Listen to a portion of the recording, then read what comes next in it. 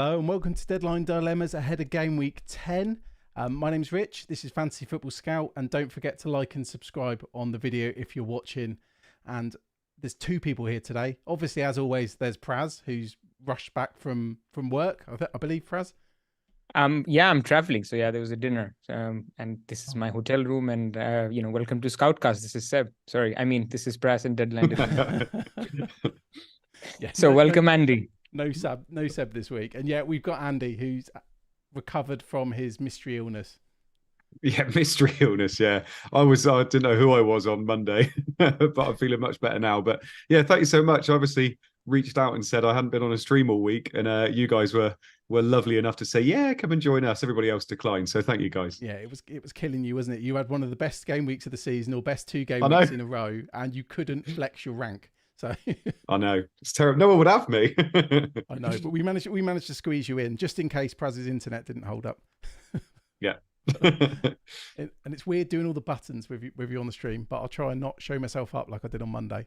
No pressure. It's a big week because me and Praz are on Wildcard, and Andy, you've obviously got a dilemma with one of your transfers as well. So Praz, should we begin with Wildcards? That's going to be the main bit, isn't it?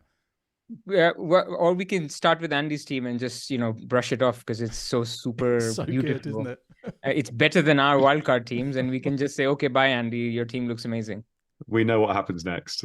You've caused him to blush. Yeah, exactly. I think we should just get straight into the teams. Go on then. Go on. I think so. We're going to start with yours, Praz. So is this? Okay. Have you tinkered since you sent me it? I have not changed this team since Tuesday, but I'm constantly thinking about 3 spots. Like literally, like in the morning, I wake up and I want Mitoma, and then I think, oh, I should have Diaby because he plays Luton, and then I want Bowen, and then I want Adingra, and then I still want Palmer. So I'll talk through the team first.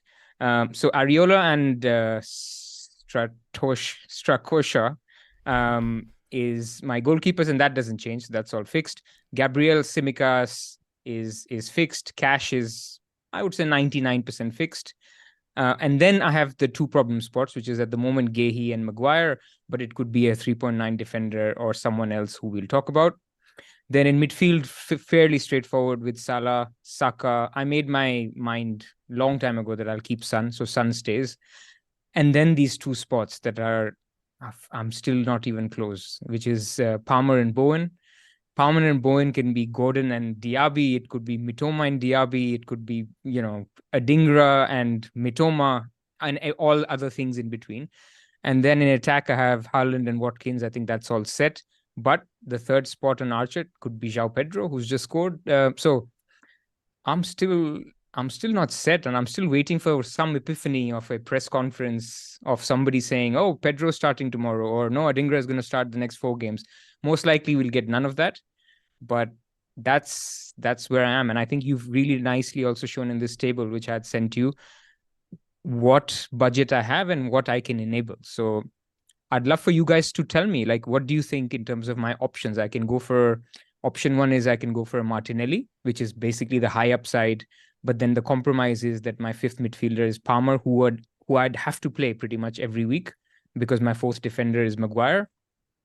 Then the next option is I can go Bowen for that 4th defender, and that Bowen could be paired with a Palmer or an Adingra, which would give me a decent bench as well. So that's basically what you see here.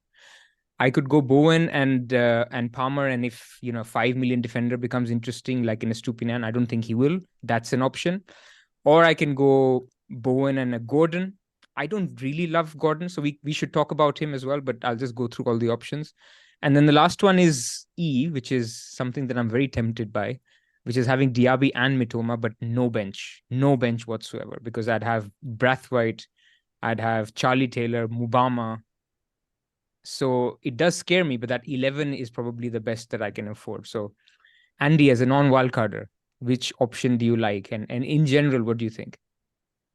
I like the fact this team looks like my team after 2 weeks. Get him out just under 5 minutes to mention it. Yeah. I had to say it.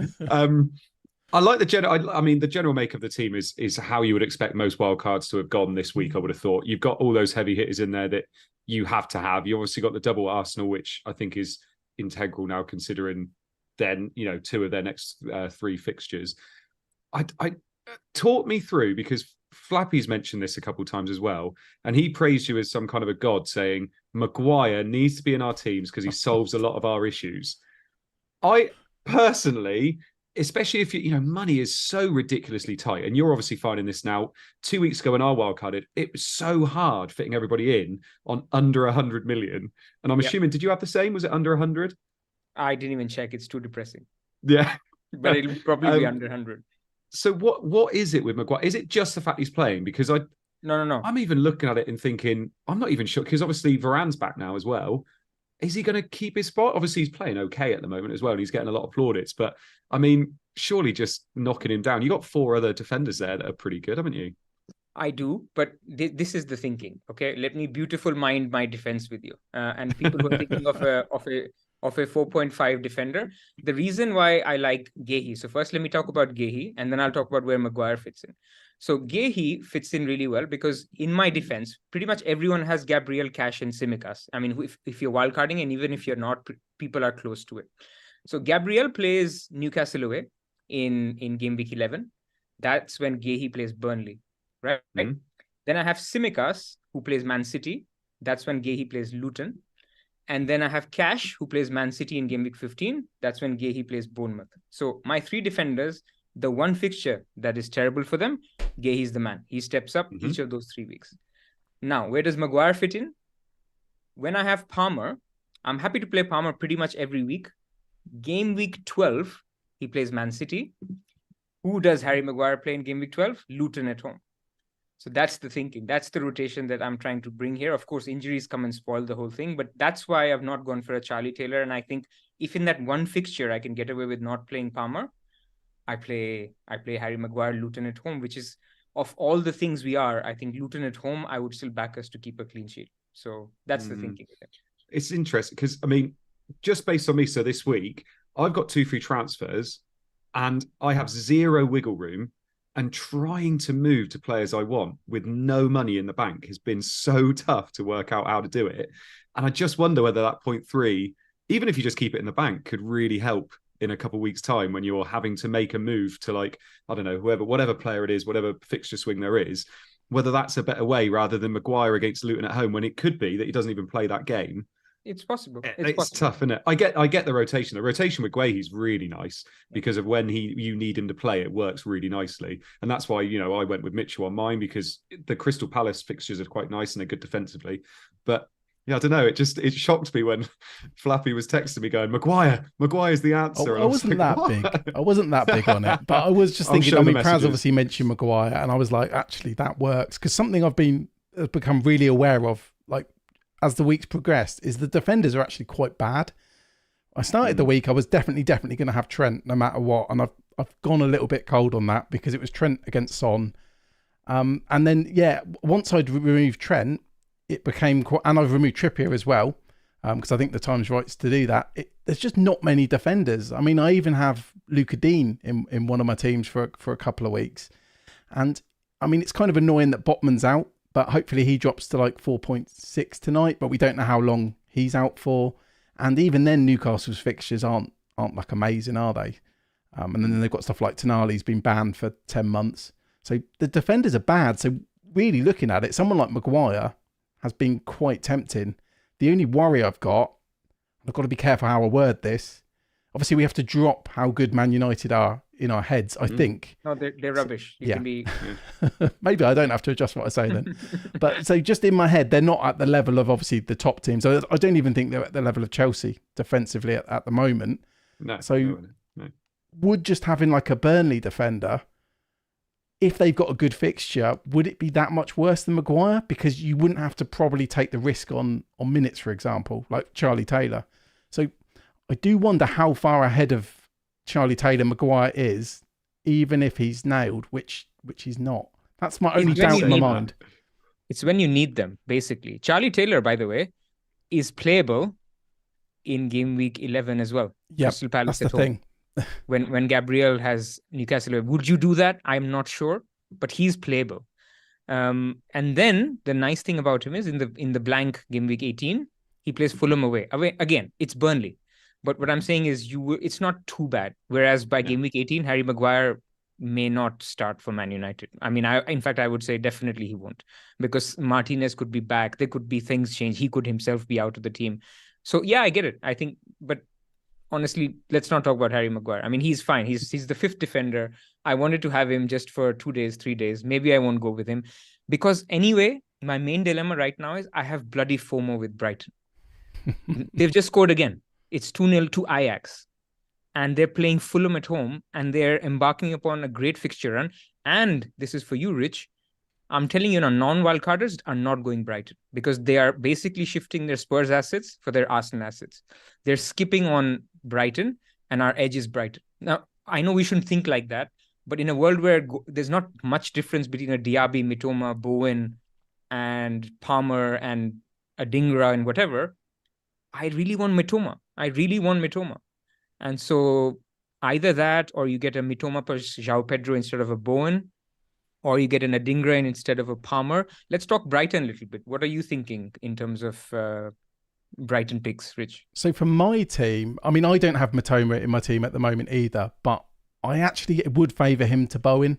I just find, with those fixtures for Brighton, I just think I can see a lot more goals like for Brighton.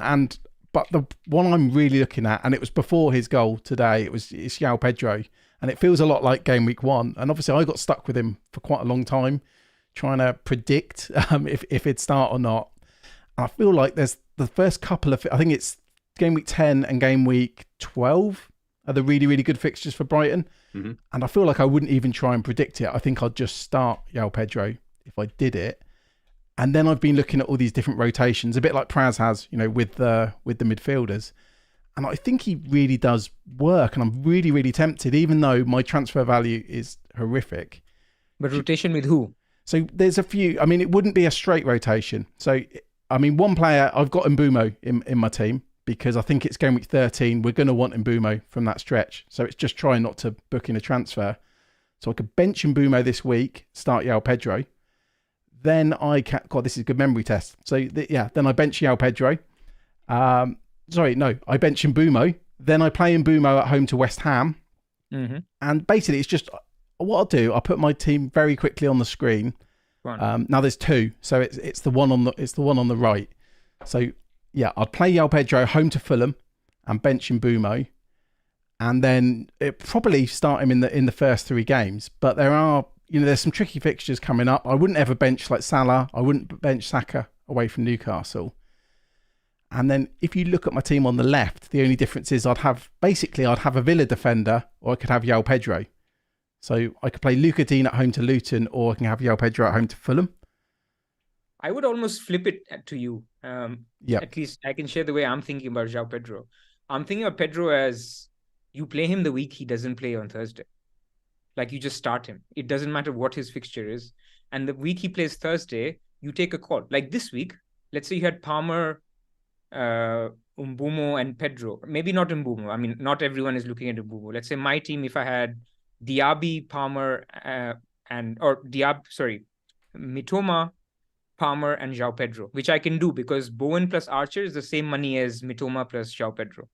So I could just say this week, João Pedro's played right now. I'm going to bench him, even though it's Fulham at home, because Palmer has a good fixture. I'm happy to play Palmer, and Mitoma is not a rotation risk. I think we need to put that out now. I think Mitoma pretty much plays every game. So you just take a call then, because Palmer is playable on pens and Pedro is playable on pens. Whichever week Pedro you think is a rotation risk, you don't play him. I know it doesn't work all the time, but you could just do it that way. No, I agree, because I mean Pedro will always play. I mean, every game this season he'd come on for at least 25, 30 minutes. Even when he starts, I think once he did make it to about 88 minutes, but generally he's subbed in like the 65 to 70 minute range. But then I was looking at Brighton's bench tonight, and Lallana's back on the bench, which is a bit annoying because part of why Pedro's stock had gone up was obviously Welbeck's out, we think, for a decent amount of time. Lallana had a knock as well, but obviously he's on the bench. But I look at big names, like big attackers who've been benched. It's only really Evan Ferguson. It looks like a full strength team. You've got Pedro, you've got Fati. Surely Fati, he's not played that much. Surely he's going to be benched this weekend. Well, they needed to go for it as well tonight, didn't they? They had to. Yeah. So this does look like a full strength team. And maybe Ferguson's not fully fully recovered. But I think Ferguson, even, I know it's an overused cliche, but even with 30 minutes, because he's on penalties, it's not the end of the world. I mean, I'd like to think he plays. I'd want him to play. And all I'd be giving up with the team on the right is I wouldn't have a Villa defender against Luton. Yeah. I think if you get Pedro, I don't think you even do the rotations during those nice fixtures. I think you just play him. Because I think we've said this on Scoutcast quite a few times. Like you said, he'll come on for 25, 30 minutes. And the amount of XG Brighton put up every single game as well, even if it's just in those last 30 minutes, he only needs to get a pen. He's done it twice this season, hasn't he, where he's come on and got a pen. And you just think, actually, if you're making those, I mean, they don't sound like that big of sacrifices, to be fair, if it's just a Villa defender and it's Luca Dean. But if you're, I wonder if you're going to get Pedro, I think you just play Pedro because you want him when nobody else has him. So if you're benching him in certain weeks, you're not really getting the benefit of having him either, I don't think. And those fixtures, Everton away and Nottingham Forest away in 11 and 13, aren't that bad, are they? No, so probably, I think you just play him. Probably rotation's the wrong word, but let's say that team on the right, let's say I do Mbumo up to Matoma, for example. Yeah. Then I can't bench anyone. Then I have to probably bench Palmer at home to Brentford, which seems awful, or bench Pedro at home to Fulham. So what's the point in owning him? So I guess part of the benefit of this is I get to have Mbumo. There's a couple of decent fixtures. I know they've got bad fixtures, but he does rotate well. Then he's got, I think it's Luton, like literally after 3 or 4 weeks, where I definitely want him in. He's got Luton in 14, but then the run's horrible. He's got Brighton away, Sheffield United away, which is fine, Villa at home, and then the blank. I think there's enough good fixtures, and I would carry. That's another thing. I would then carry him through the blank in preparation for the double. Yeah, you'd be benching him a lot though. Yeah, he'd be benched a fair amount. But then, like I said, if I do Mbumo to Matoma, Mbumo to Diaby, there's no point having Pedro.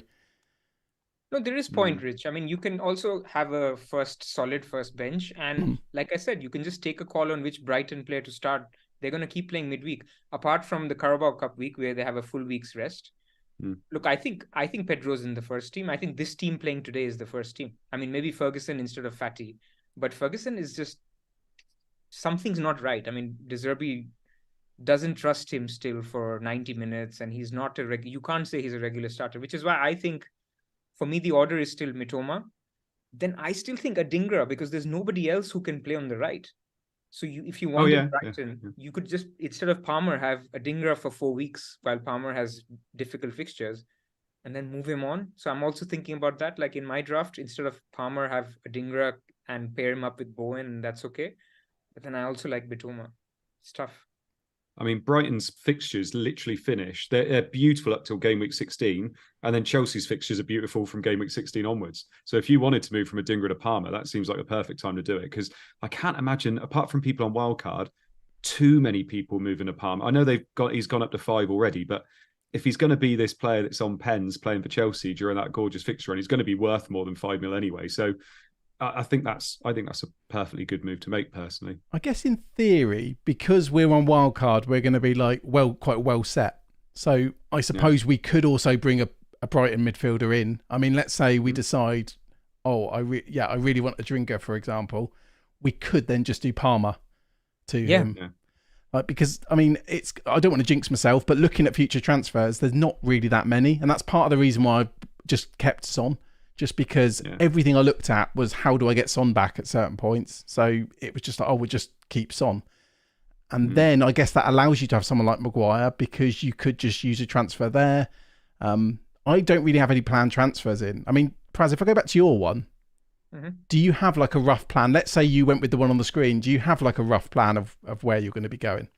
This is the biggest challenge with the wildcard this week, is there is no transfer in the next 2 weeks, because everyone has good fixtures over the next 3.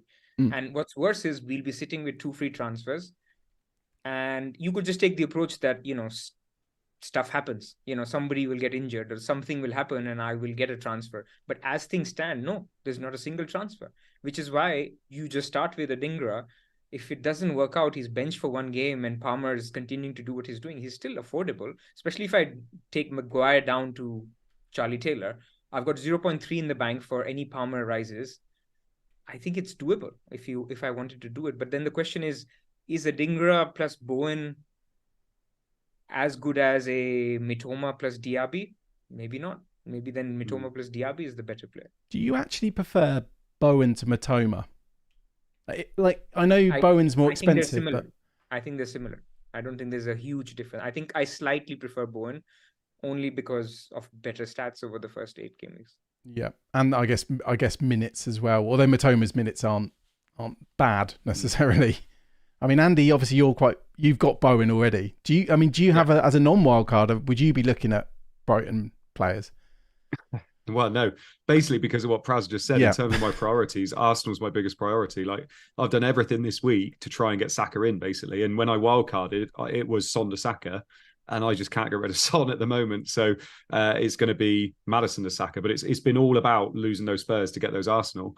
There are a few people out there that are downgrading another midfielder to someone like Mitoma and getting Saka as well. I can't do that because I want to keep hold of the other midfielders. But I think it's been a secondary thing. It's people have been thinking, I want Arsenal, and if I can get Brighton, lovely.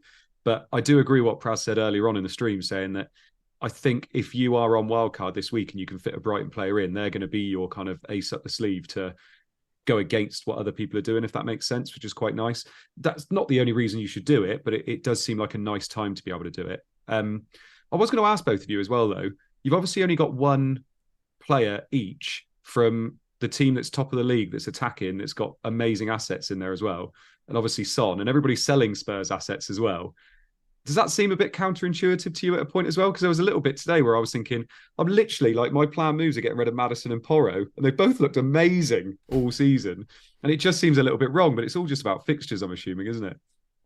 I think it's quite, I mean, me and Son, me and Praz have both kept Son, as it stands, which I think in itself was, I didn't find it an easy decision. I almost sold him the other day and I'd have lost all my value.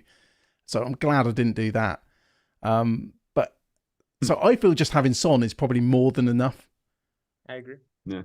I mean, the fixtures aren't the best, but then the thing is, Spurs did in the last 2 game weeks what we expected them to do. They beat Luton and Fulham. And before that, I don't think many people had a lot. They played Liverpool and Arsenal. So we got on Spurs and we're getting off Spurs. This is the season. You play fixtures. Yeah. I mean, Maddison, Saka's better than Maddison in Sheffield United at home. We hope. But you never know. Maddison might score a goal and Saka blanks. I mean, that's just what it is. But you have to play the fixtures. I think, I see comments in the chat, where's Trippier?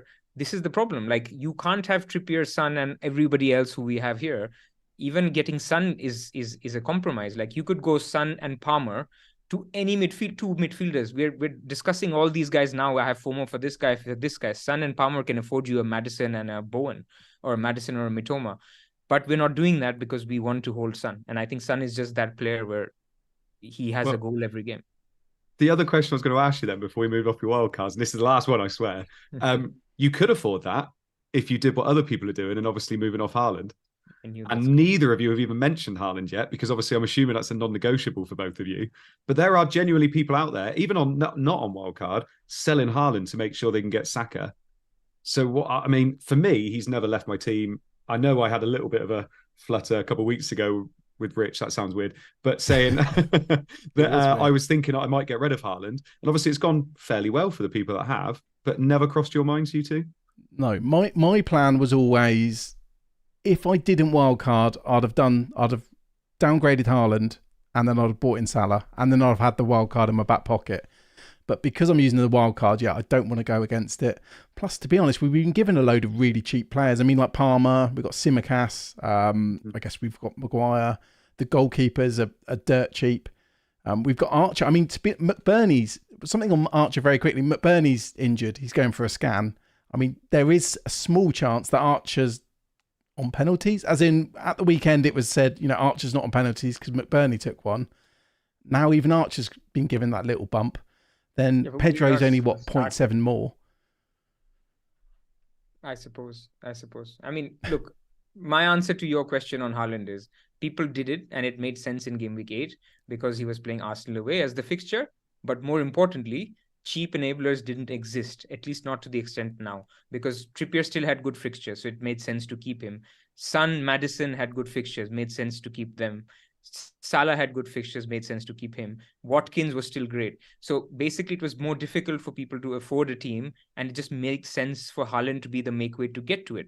We are now saying Trippier can be the make weight because now Trippier doesn't have the great fixtures. I know it's not the same price, but you're still going from a Trippier to Tsimikas by releasing 2.5 million. So in effect, you are using that budget by selling a big hitter. It doesn't need to be Haaland. Just because it worked in the last 2 game weeks, because Salah happened to get 2 penalties, it is what it is. And so maybe in the next 2 weeks, people, it reverts to the mean and Haaland scores a brace and Salah blanks. And then, it doesn't look such a great idea. But remember, he does have a tricky fixture up next, Pras. He's got Man United. Oh. He does, yeah. At Old Trafford. They lost as well last year, but I know you're kidding.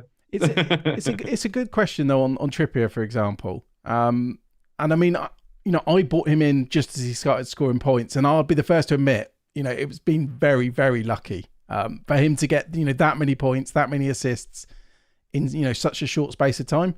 So, I mean, maybe it will continue. He had this freaky run last year where, he never got under 6 or 7 points and he was always subbed at the right time. And I'd love to have him. If money was no object, everyone would have Trippier. We'd definitely have Trent as well. Absolutely. No, I mean, I'd love to have like Trent and Tsimikas, but it's just not being able to afford everyone. I mean, Trent, did that cross your mind at all, Pras? I doubt it's crossed Andy's mind with free transfers, but... No. And it did, but I just don't have the team value to or have the luxury to go for a Trent. I mean, could I have Trent as my 4th defender and play 4 at the back? I could, but it's just too much of a sacrifice. And at this stage, I don't even think Trent is that much better a pick, even with good fixtures, than a Trippier. So then I go back to, did Trippier cross my mind? Yes, but I had to sell either Son or Saka to get to him, and I didn't want to do that. I think the price of Trent's interesting because I didn't really think of him as overpriced, but then I was looking at Trippier, how he's almost gone up to 7 million, and I was thinking that's expensive. And then that's when you realise, well, if 7 million is expensive for Trippier, then 7.9 is quite expensive for Trent, unless you really trust, all the enablers in midfield. Because I have managed to do drafts with him, and like I keep mentioning, my team value is awful, but it also gives me a bit of a reminder of, remember what my team was like before Wildcard? I had Robertson, I had Trippier, had this really weird structure. I still had Pedro up front, I believe. Didn't have Watkins, had Carlton Morris. I just think putting the money in defenders, it did cause me quite unique problems. So maybe I don't need to worry about that. They're good wildcards though, boys. They look fun. It's just those, like I said, majority of it is pretty much set, I would have thought. It's just those little, especially midfielders, I think. It's those 2 midfielder spots, isn't it? So I would give them solid 8 out of 10s, both of them. Thank you. Oh, Pras, you've He's gone a bit muted, quiet. but he looks angry. Pras, I think your mic's unplugged. He looked angry. While Pras is fixing that, Andy, I had a question about cash, because obviously I don't have much cash in my team. So if I just put mine really quickly on the screen, if you see the team on the right, I've had to really scrimp to get cash in my team, because obviously he's shot up in price, top for XG for defenders.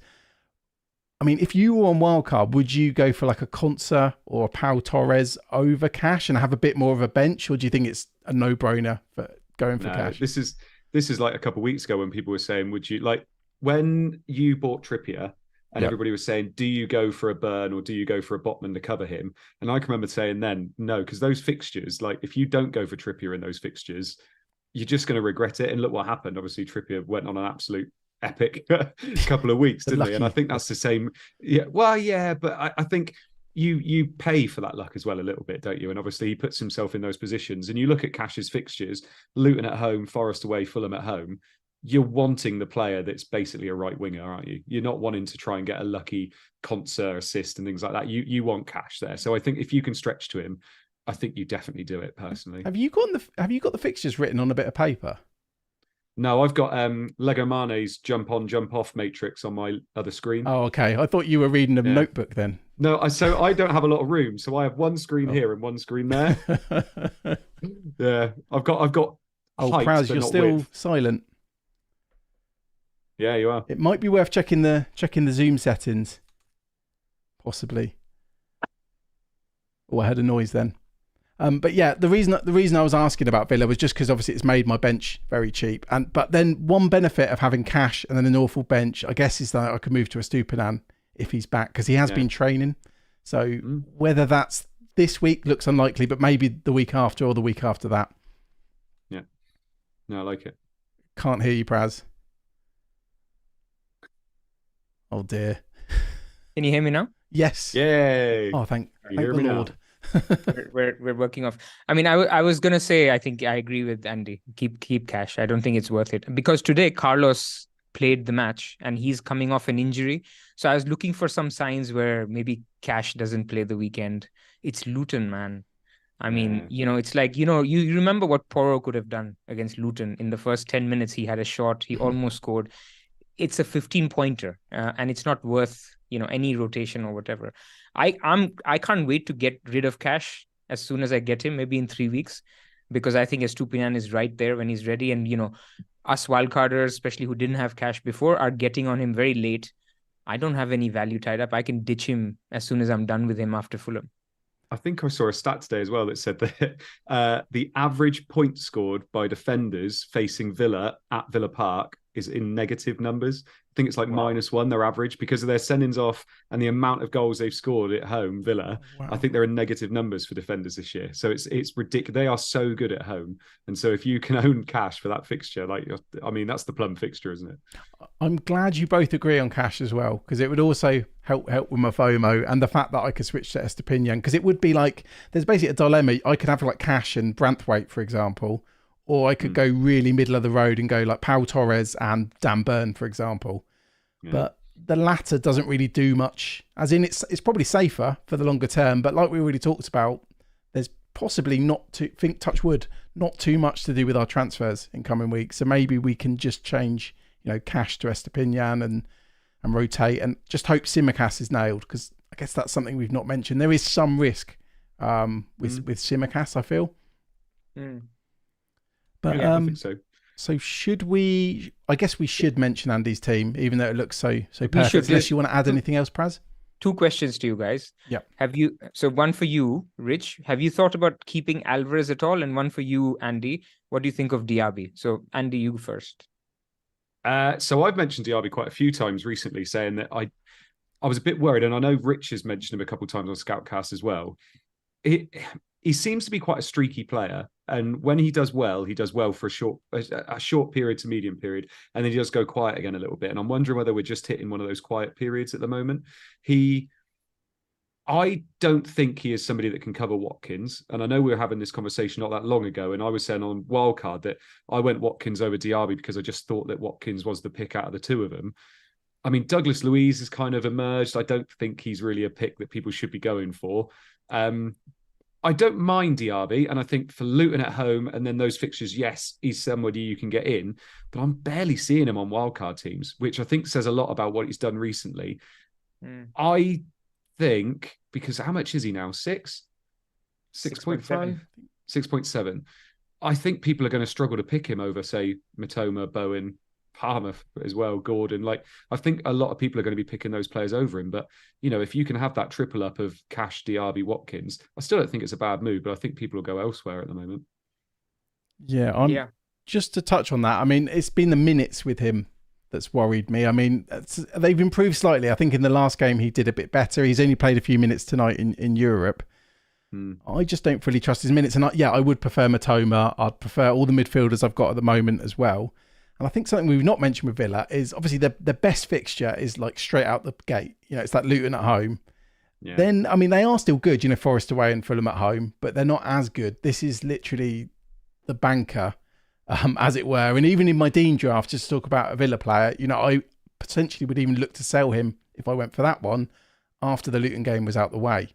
And that was to switch, I think it was to Man United defender, despite what I've said earlier. So, and then Praz, you asked about what do you think about Diaby actually, first of all?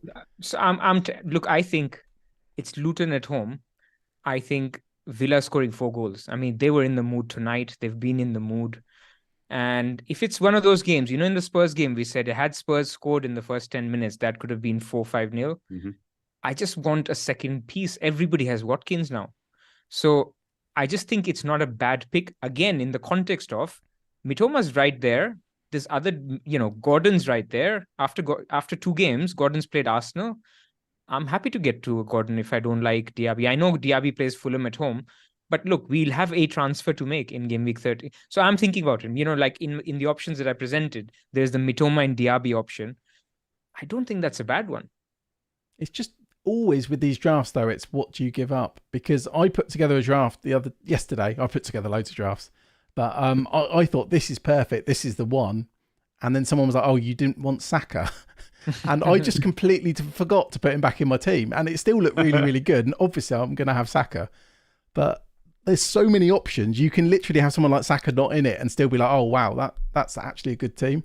Yeah, and it can do well as well. Yeah. So I guess not picking a play, it's such fine margins. And that's why I'm eliminating Diaby with the minutes, rightly or wrongly. Plus then it even means there's less chance of having a Brighton asset. Yes. But you said about Alvarez, Pras. Yes, I mean, I don't own Alvarez, but this is another thing I'm very conscious of on Wildcard is that obviously I'm going to start with Watkins. He's the second highest price striker in the game, crazily enough. So he's eventually going to go. He might go after 3 weeks. He might go after 5 weeks, but I don't see me keeping him, until the blank game week or until Christmas. So he's definitely going to free up a little bit of money there already, and Alvarez would be a prime candidate. The only thing then would be going through the blank in 18. If I've got Haaland and Alvarez, obviously Archer and Pedro have to play in game week 18. Luckily, Archer will play because he was sold, because they're playing Villa in the blank. He was sold and he didn't go on loan. So that's another thing to think about, because I'll have Haaland, Alvarez and Mbumo by that point. Yeah, I hear you. But what do you both think? Alvarez, any temptation? I think it's less of a do you buy him? I suppose it's tough on wildcard, but Haaland and Watkins, you're not going to be able to afford Alvarez, are you? In terms of you can do it instead of Bowen, right? Instead of Bowen, you can go Alvarez. Yeah, for me, I mean, I personally, and I did this on the wild card. I sold Alvarez pretty quickly, to be perfectly honest, which felt weird because he seems like an absolute gift this season. But it was just because Haaland, Watkins, and I wanted to be able to play 5 midfielders every week. It's the midfielders I want, and that was the problem. And these so many midfielders that are such good value, and Alvarez is still. Don't get me wrong, he's still around 7 million, which is ridiculous for a City forward that's playing and getting assists and everything. But I just kept looking, and it was 5 mids I wanted every week, and that was the tough thing. Yeah, I've ruled it out as well. But the next 2 games, as we said, Man United, I think they scored 3 goals. Bournemouth, yeah. I think they scored 3-4 goals. So, if people are not on wildcard or have Alvarez, I think you're looking pretty. It's not a bad pick at all. If you're on wildcard and get the attacking 7 right for the next couple of game weeks, you've done very well, because there's so many options, and there's going to be so much regret and so much FOMO. I keep missing it, man. I was so close to Wood. 10 minutes before the deadline, I had put Archer to Wood, even in my game week 9 team. And then somehow I was like, no, it's fine. Let me go Morgan, Gibbs, White. I'm just missing a lot of these 50-50s. And I just know whoever I pick of the 5 people, we say 2 are going to do well. And I won't have those 2. But yeah, it is what it is. Let's go to Andy's team. But you went for the pens, didn't you? So you just didn't get one. Just didn't get a pen. Yeah. So let's cheer ourselves up, Pras, by looking at Andy's perfect team. Wildcard team. You're bigging this up so much. I know what's going to happen this week. Yeah, that's why we're doing it. But Morgan's getting benched for one. You know that, right? I know what you're doing. Yeah. Gordon played really well in midweek as well. He had quite a few chances. Didn't score him, but he had quite a few chances. I'm waiting for Rich to put it up because I can't see it yet. It's up. There you go. Yeah, oh God, that doesn't help me. I can't really see it. Right, yeah, so I've got Areola in goal. I don't really need to say it. Is this for a pod as well? I can't remember now. Does this go into a pod? Do I have to say the whole team? It does go into a pod. It does. But the deadline is tomorrow, so I don't know how many people will be able to listen in time. So I've got Areola in goal, got Pedro Porro, Burn and Cash. I got Bowen, Maddison, Gordon, Son, Salah is captain, Haaland, and then Watkins as well. I got Mitchell, Taylor, Archer on the bench with Turner on the bench as well. So I rolled my transfer last week, which means this is my team that I wildcarded into. Feel pretty good about it. I got 2 free transfers to use, like I said, and at the moment, so basically, before I tell you what I'm going to do, I wanted to ask you 2 this question because so many people want to know what to do in this situation. People want to move to Saka. When I wildcarded, I said straight away, right, it will be Son to Saka. Now, obviously, everybody's like, I can't sell Son. He's playing up top. He's playing up top really well as well.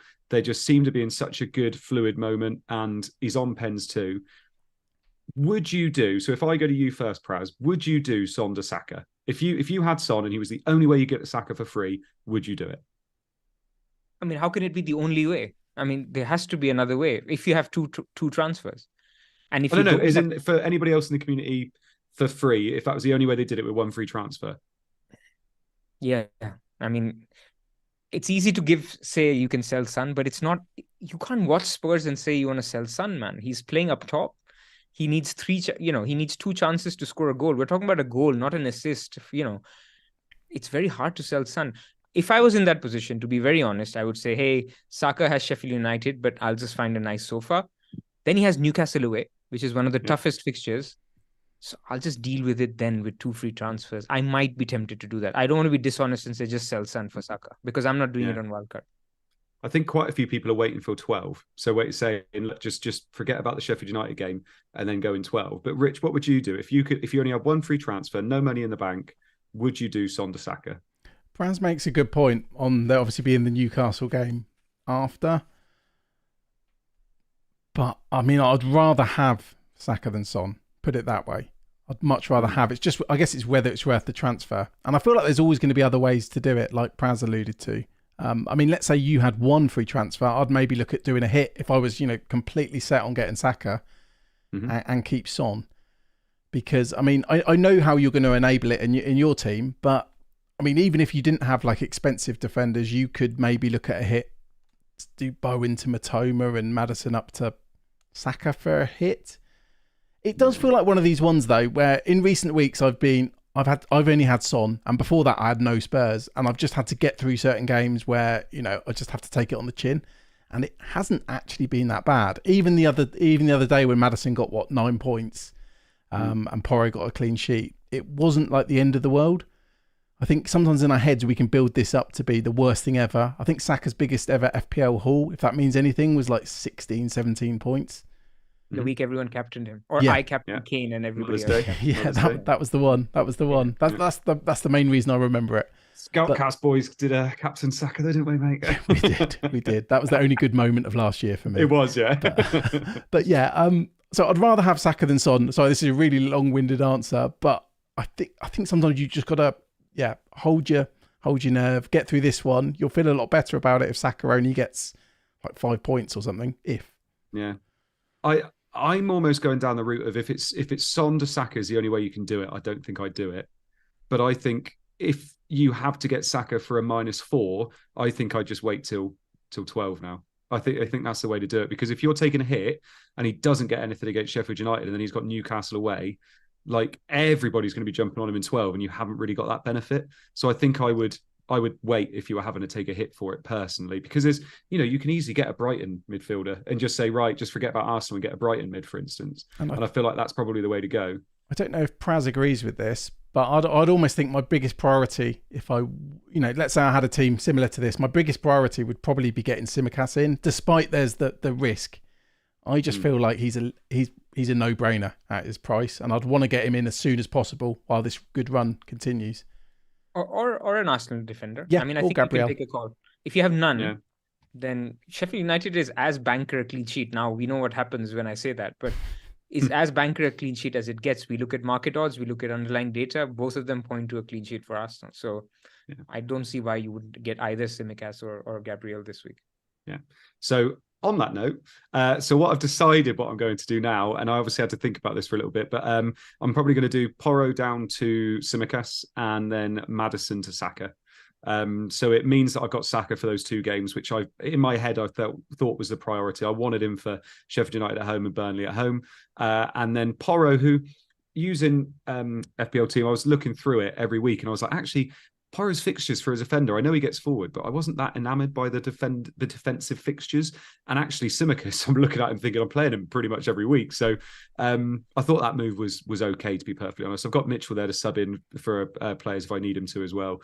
It's just whether Tsimikas plays every game. But I'm quite bullish on the fact he's going to play the majority of games. I know some people aren't, but those would be my 2 free transfers. So to get those for free and to have Saka there, I feel quite happy with that. Well, I can't knock it. I really can't knock those moves. I've ignored it. I've moved on. Yeah, it's a lovely team. Well done. Congratulations on winning FPL. Let's talk about captaincy. I was 2.8 million 2 weeks ago. Give me a break. It's a good team. It's a good team. I mean, it's not. And by the way, people wildcarding in 10, we have to ignore it because not every wildcard 8 team looks like this. There are other teams that went Salah-less, Watkin-less, or had Trippier and now have to move that and do some resurgery. So it's fine. And looking back, actually, my team didn't do too bad in 8 or 9 either. It was just that I didn't have Salah captain. So that made a difference. But I think the team didn't do too bad either. I've got 2 green arrows as well. So I don't think it's as big of a thing that we make it into. But moving on, a lot of people think this week's captaincy is a no-brainer for Salah. But I think if you think a little bit and you say, Arsenal have 3xG, projected this week. So how is Saka? If you think about Haaland, we've talked about Man United. I mean, Man United, even Sheffield United had a lot of chances against us. Even Copenhagen. I mean, they were the first half. It was seriously worrying. So I'm thinking City score 3. So Haaland's not a bad shout. Then you have, who did I talk about? So Saka, Haaland. Then you have Watkins playing Luton, and Aston Villa are scoring 4 every game. Then you have Salah, who's got 2 penalties, and he's okay. But remember, before the penalties, we were talking about Salah as the creator, not really, in the goals. Is there any debate, Rich, in your mind that it's Salah? Do you know what's so funny? I've been thinking so much about Wildcard in the little bit of spare time that I get that I hadn't really thought about captain. I just automatically assumed I would captain Salah. To be honest, I don't think I'm going to have enough time to really, really deep dive into it and think of a reason not to captain Salah. Because I'm going to be spending as big a cop out as that sounds, like I'm going to spend so much time getting the right team, or hope I get the right team, that I think I'm just going to default to Salah. I don't think my brain has capacity to then take quite a big risk. I think there's enough risk around Saka because he keeps getting these little knocks. He's not 100% on penalties. Like, what odds would we give him? I don't know, 75%. Some might say that's a little bit high, but somewhere around that. So I think there's enough doubt with Saka for me to go Salah over him. I wouldn't trust Watkins because he's not on penalties, as simple as that is. And who was the other player? Haaland. He'd be a little bit tempting, but no. I've wildcarded to get Salah. I think I have to put the armband on him. Andy, are you debating it? I've spent a little bit of time this week thinking about it, just because Villa are so good at home. But obviously, Rich kind of hit the nail on the head there with me as well, where it's because he's not on penalties. That's the biggest thing. Like, it's the biggest thing with Salah as well. Like, he doesn't have to have a really good game and he scores a penalty and, gets a goal, and all of a sudden he's on a 15-pointer and 16-pointer. And it's just, that's the biggest thing with Salah at the moment. And obviously Forest away from home aren't good either. I think that's still, for me, in terms of rankings, it's Salah, then Watkins this week for me. And then Haaland's in 4th and Saka's in 3rd. Because I do worry a little bit about Saka as well. I do worry that obviously we're getting him in, but he could easily go off on like the 70th minute or something just to try and rest him a bit. So I think Salah's there, but Watkins is close. I do think Watkins is close. If he was on pens as well, I think I'd probably go with him this week. Yeah. For me, maybe I've watched Man United too closely in the last 2 games. I'm worried about Haaland. I mean, for me, it's Haaland who's close to Salah. And the other thing is, yes, you say Forest are bad away from home, but that was actually last season. This season, we don't have enough sample for away home, but I think we have enough sample as overall 9, 10 game weeks that actually they're like a 10th, 11th worst defense. They're not Luton. So yes, Liverpool attack is also one of the best in the league, so it doesn't matter. But I'm just saying it's not as good a fixture as we remember it from last year. I have Haaland at the back of my mind. I think I'll probably go with the sensible Salah choice, but I know what we're going to get. Man City are going to massively crucify us.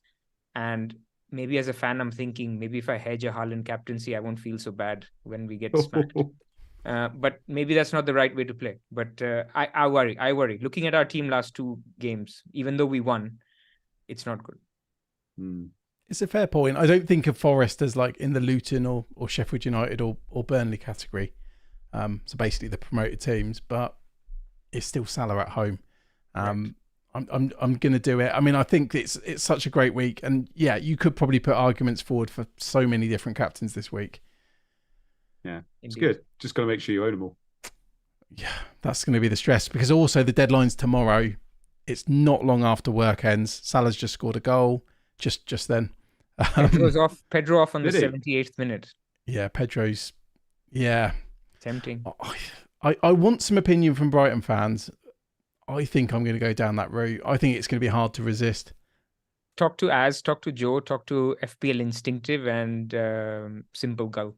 I think. And hope they say, yeah, he definitely starts. Yeah, then I'll get some confirmation bias, mate. But the thing is, I think Zoff mentioned on the wire, nobody can predict De Zerbi. I mean, he's even worse than Guardiola. You could have Lamptey play right wing next game, and nobody. Gross could play. Anyone could play. Yeah, it's the unenviable job. The people who try and predict that's the hardest one by far. I'm just hoping these injuries make it a little bit more predictable. But yeah, I mean, we've got less than 24 hours now to the deadline, so I guess we haven't managed to talk about goalkeepers or anything much, but oh, poor Andy, poor Rich. Yeah, we've crossed 50 minutes, and I definitely blame Andy for doing that. Yeah, we've overrun now. We've overrun. Sorry, lads. But no, thanks everyone for joining us. Don't forget, in the description you get 30% off at Fantasy Football Scout, and I believe that's about to end quite shortly. So, last chance saloon, and wish us luck with our wild cards, and we'll be back next Thursday, I guess. Next Thursday, indeed. And thanks for joining us, Andy. No worries. Thanks for having me. Bye.